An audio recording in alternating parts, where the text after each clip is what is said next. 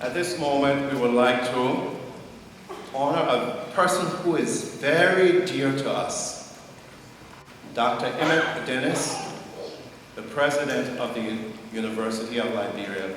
Dr. Dennis, would you please come and join me?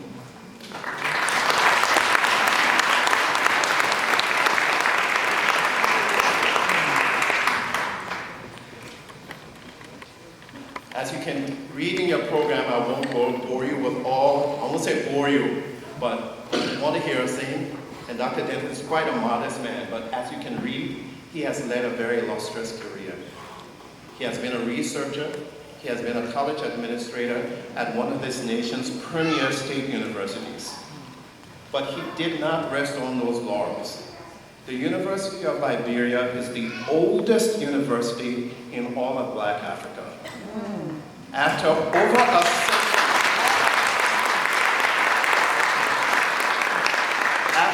over a century of building from the bare minimum and training so many students from around West Africa in particular.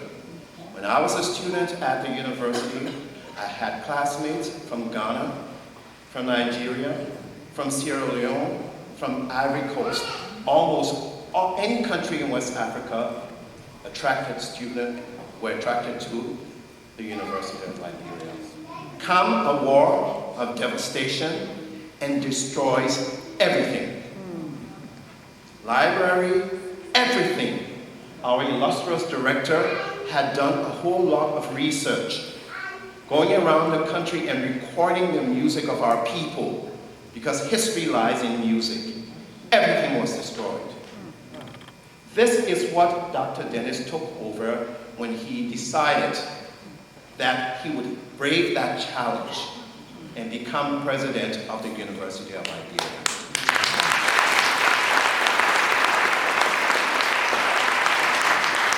If you don't know anything about higher education, an institution of higher education must be accredited by a board.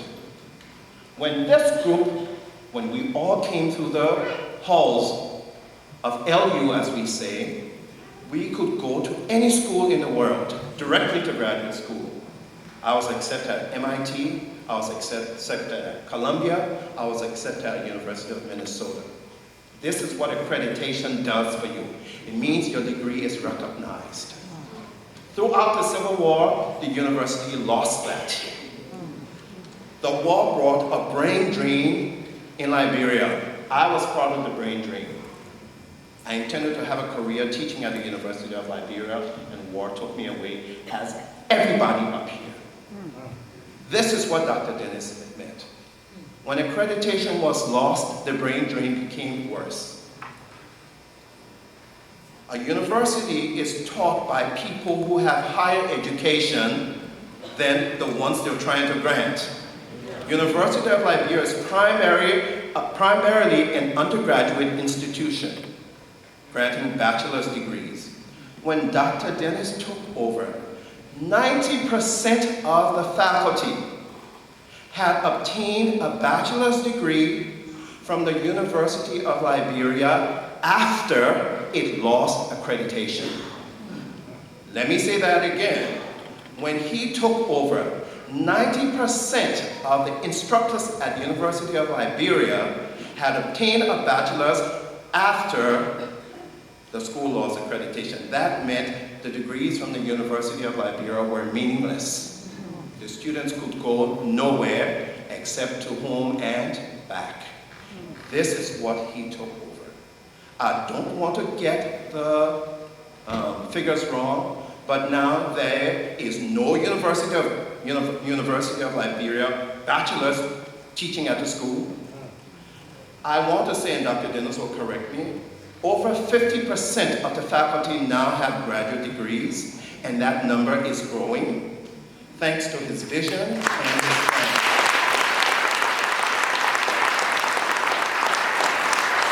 I visited Liberia twice in the last 7 years, and given that I had taught at a university, I was curious as to what students taught. thought about the direction of the institution. So I dressed like a student and went on campus and tried to talk in my Liberian accent so they wouldn't guess. And I started to ask, I said, how the Papi man, how he doing? How you doing? Like, they said the Papi man, and this may sound like nothing to you all, but it's major. I said, Papi, he said, oh man, the Papi is doing too good for us. I said, what do you mean? Before, you will not even know when school's starting. You will not know what day is registration. When you go to class, no teacher there. All of that has changed.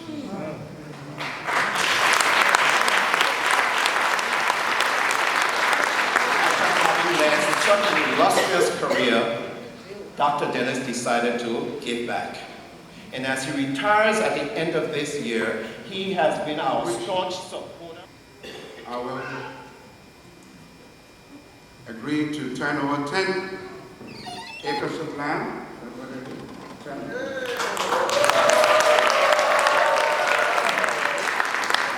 we want to do this before the next president comes.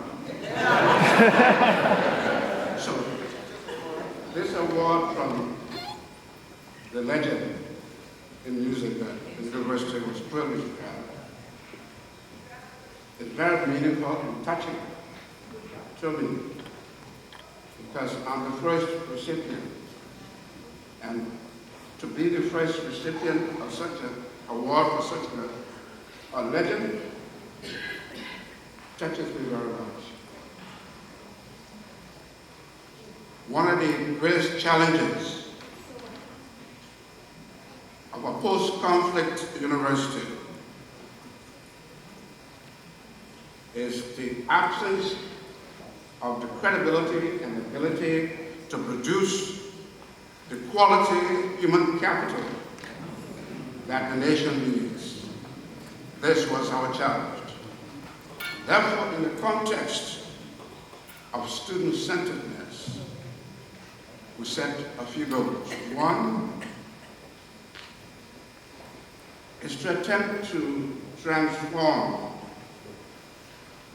our students' mentality from conflict coming up after a war period, from conflict to civility. And I'm proud to say that at least the leadership of our student government has transformed from writing me demanding letters to asking how can we do this. So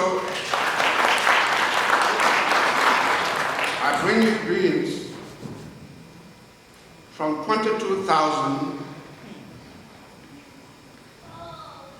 1,000 faculty, 22,000 students, 1,000 faculty, 1,200 staff on 4 campuses of the University of Liberia.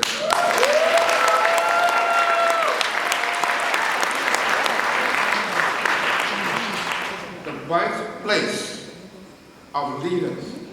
And if you don't believe that, look at this group.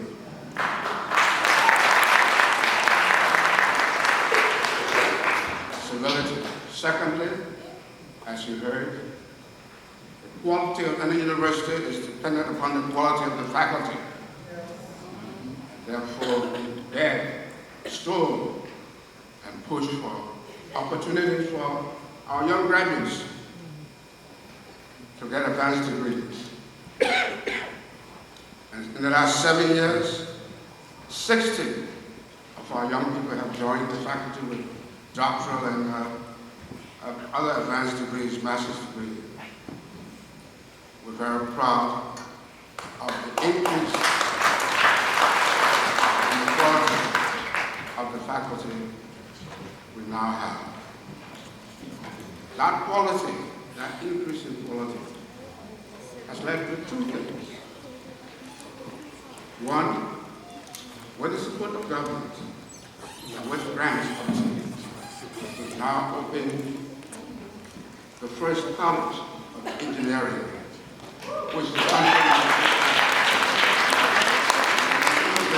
best laboratories in the region, some of the best laboratories. Now, we have a graduate school, but it's only offering a master's degree. Your University of Liberia is poised to move forward in no uncertain terms that will be very proud, and I was very privileged to take over the university at a time like that. It's extremely difficult, but I feel rewarded, and again, I want to thank the UL Alumni Chorus for your magic, because this is magic, and invite you to my final commencement in December. Thank you.